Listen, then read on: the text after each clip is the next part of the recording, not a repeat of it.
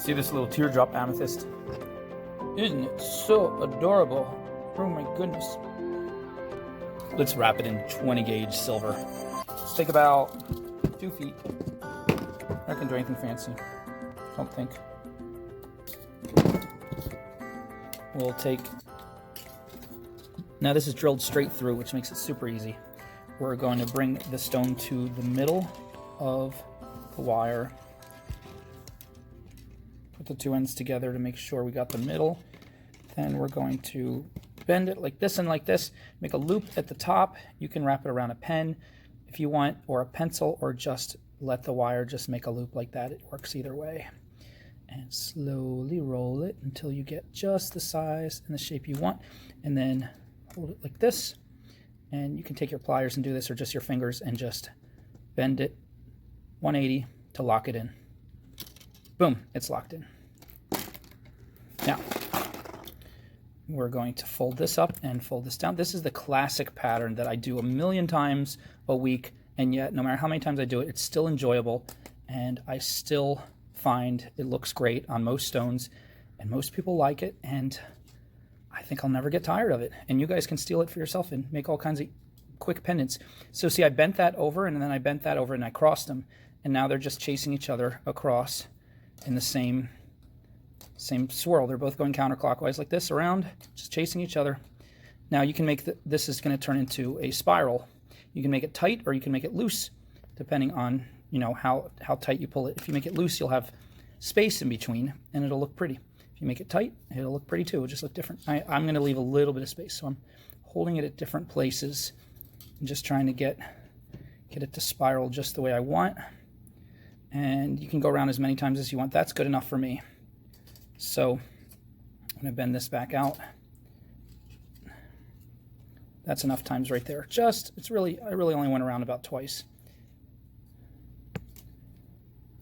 And then I'm going to let this it's the easiest pattern.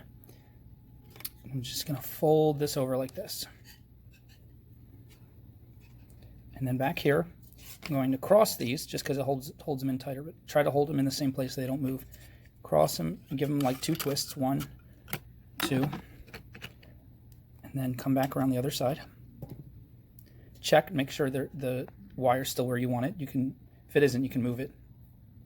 Now I'm coming back up this side.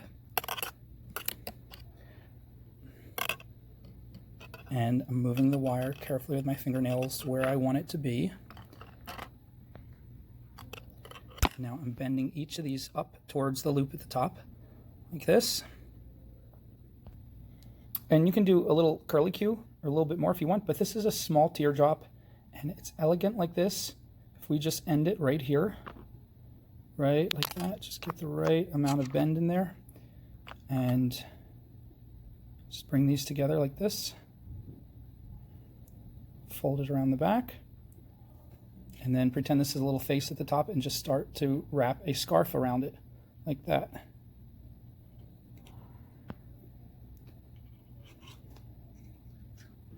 Go around as many times as you want. Stack the scarf as high as you want, carefully.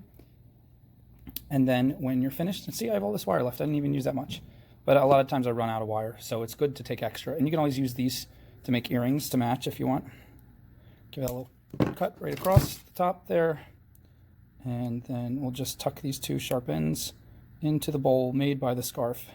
Push them towards the middle, and then shove them way down in, so they'll never come out and bother anybody. And then we're just going to adjust everything, make sure it's just the way we want it to be. Get the curves just right. Then check back here. This is nice and tight. Push on it a little bit, make sure it's not going to snag on anything. Everything's secure, everything looks good. I like that. Everything is straight. And then we'll just get like 3 little 6mm jump rings. Put them on.